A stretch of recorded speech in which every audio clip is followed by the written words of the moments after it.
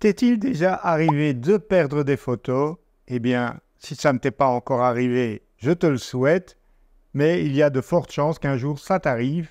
Et donc, je vais te montrer dans ce tuto comment tu peux quand même récupérer les aperçus JPEG générés par Lightroom.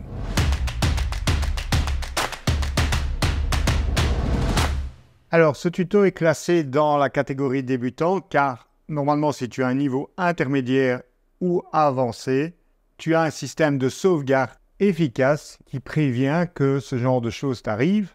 Donc, pour rappel, avoir au minimum une copie de toutes ces photos sur un autre disque dur et mieux, une troisième copie délocalisée, donc pas chez toi, idéalement en ligne. Tout ce système de sauvegarde doit être automatisé parce que s'il est manuel, il y a de fortes chances qu'un jour tu oublies et ça peut être cette fois-là que justement une catastrophe arrive.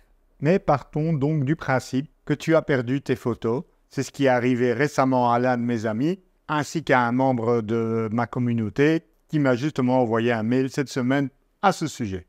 Donc dans le cas de mon ami Thierry, c'est un problème de disque dur externe. Vous savez, ce genre de disque lacis externe sur lequel il stockait ses photos sans avoir de sauvegarde. Et donc, apparemment, il y a eu un problème au niveau de la prise USB. Et on lui demandait 700 €, 600 ou 700 € pour le réparer. Donc, comme il les avait déjà importés dans Lightroom, quand vous importez vos photos dans Lightroom, Lightroom vous crée des aperçus. Donc, les aperçus, c'est ce que vous voyez ici et qui vous permet de voir l'image en miniature, mais également en grand lorsque vous cliquez 2 fois dessus. Alors, ces aperçus sont au format JPEG et sont stockés d'une manière qui ne sont pas directement accessibles pour l'utilisateur. Mais il existe un script disponible sur le site d'Adobe qui permet d'aller récupérer ces JPEG.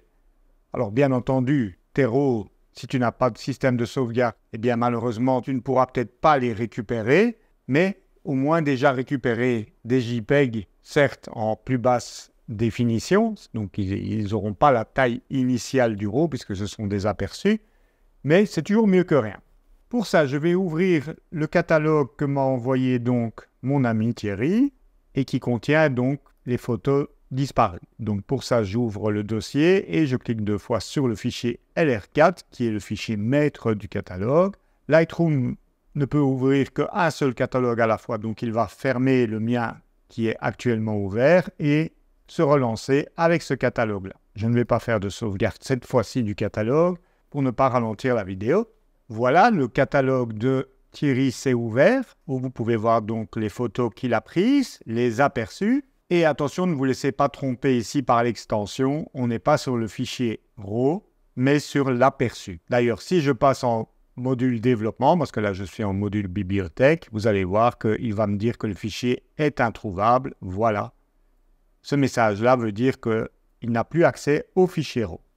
Mais donc, si on pouvait déjà récupérer cette image au format JPEG, qui a quand même une taille intéressante, eh bien, ce serait déjà pas mal. Donc, comme vous pouvez le voir ici, il y a partout un point d'exclamation pour dire que Lightroom n'a plus accès aux fichiers originaux. Vous pouvez bien entendu prévisualiser les photos, même zoomer dedans, mais jusqu'à une certaine mesure, mais vous ne pourrez pas les développer. Alors, pour extraire les aperçus donc, du catalogue, il va falloir installer un petit script qui se trouve ici. Donc, je vous ai mis le lien de cette page en description de la vidéo. Cela fonctionne pareil pour Windows ou macOS. J'ai testé sur les deux plateformes. Donc, vous cliquez ici sur téléchargement, obtenir un fichier. Ça va vous proposer de télécharger un fichier zip, donc une archive. Je clique sur enregistrer. Et je viens l'ouvrir ici dans le Finder, ou pareil dans l'explorateur Windows. Donc comme c'est un zip, il va falloir l'extraire. Donc vous pouvez cliquer normalement 2 fois dessus et il va s'extraire automatiquement.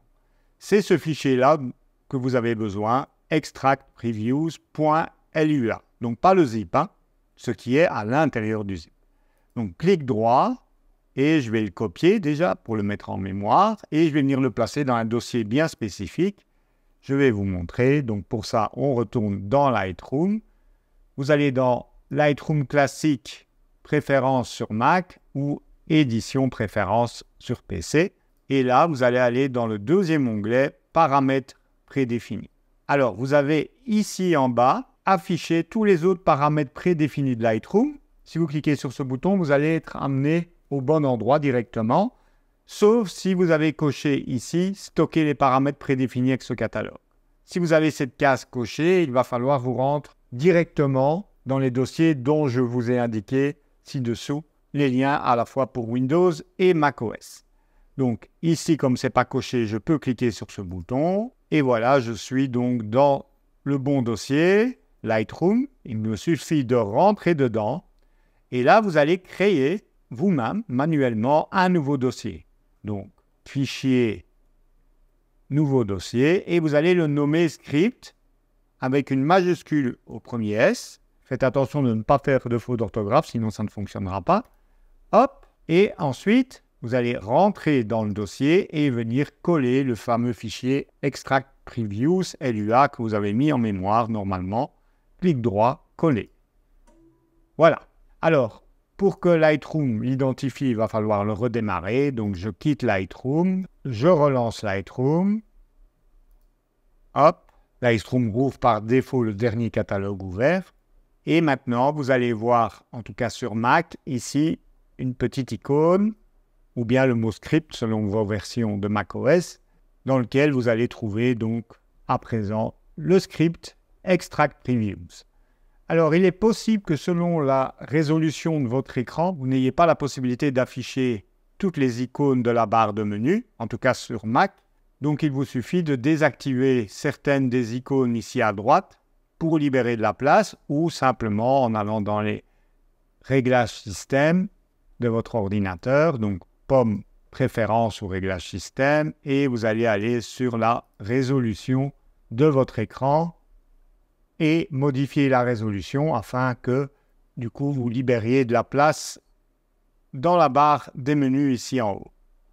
Donc, moi, je vais remettre la résolution par défaut afin que vous puissiez, évidemment, mieux voir les menus dans la vidéo. Donc, une fois que c'est fait, on va repasser en module bibliothèque, en mode gris en cliquant sur l'icône ici en bas à gauche ou en appuyant sur la lettre G et on va sélectionner toutes les photos dont on veut récupérer les aperçus. Donc pour ça, vous allez dans le menu Édition, tout sélectionner, ou commande ou CTRL A, vous voyez que tout est en gris clair, et vous retournez donc dans le menu Script, et vous cliquez sur Extract Previews.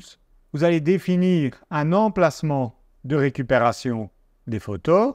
Ici, je vais cliquer sur Nouveau dossier, que je vais nommer simplement Récup Aperçu de Thierry, voilà, hop, vous cliquez sur Choose ou Sélectionner en français et alors il a eu un problème pour extraire ou écrire les previews ou les aperçus donc pour 16 photos, peut-être que l'aperçu n'existait pas, mais quoi qu'il en soit, voilà les photos pour lesquelles il n'a pas pu créer d'aperçu, ils sont ici en grise, mais donc maintenant on va aller voir le dossier d'extraction, téléchargement, récup aperçu. Et comme vous pouvez le voir, vous avez tout un dossier avec des JPEG qui sont donc en 3024 x 2012. Donc si je regarde les photos originales, elles faisaient 6048 x 4024, c'est-à-dire qu'on a des aperçus de la moitié de la taille, c'est toujours mieux que rien. Et donc il a renommé les fichiers en indiquant en suffixe donc la définition de ces aperçus. Et donc libre à vous après de les réimporter dans Lightroom. Donc voilà comment récupérer au moins les aperçus. Alors ça m'est arrivé il y a déjà une bonne dizaine d'années. Depuis lors, je touche du bois, ça ne m'est plus arrivé car j'ai un système de sauvegarde assez solide. Pour info, j'utilise Backblaze pour le stockage en ligne. Donc c'est un service qui ne coûte pas très cher, je crois aux alentours de 50 à 60 € par an. Et qui sauvegarde tout votre ordinateur et les disques durs que vous lui avez autorisé de copier. Alors évidemment, le problème avec le stockage en ligne comme ça, c'est la vitesse de transfert. Donc évidemment, si vous n'avez pas la fibre, ça peut prendre très très longtemps si vous avez une grosse photothèque. Mais donc pour rappel, utilisez un mode de sauvegarde automatisé. Il y a des utilitaires gratuits sur PC et Mac comme Free File Sync ou d'autres. Peu importe lequel vous utilisez, mais par pitié, utilisez-en un. Et si vraiment vous avez un souci, comme l'a eu ici mon ami Thierry, eh bien vous savez à présent au moins comment récupérer les aperçus JPEG de ces photos. Si cette vidéo t'a été utile, je te remercie d'avance de me laisser un pouce en l'air pour me motiver à réaliser d'autres tutos. Je t'invite à mentionner en commentaire quel système de sauvegarde tu utilises actuellement. Et si tu en es satisfait, cela permettra évidemment à la communauté de pouvoir comparer différentes solutions autres que celles que moi j'ai proposées. Je te remercie d'avoir regardé cette vidéo et de ta fidélité chaque semaine et te propose de te retrouver très prochainement pour de nouveaux tutos Lightroom, Photoshop et photographie. Ciao, ciao!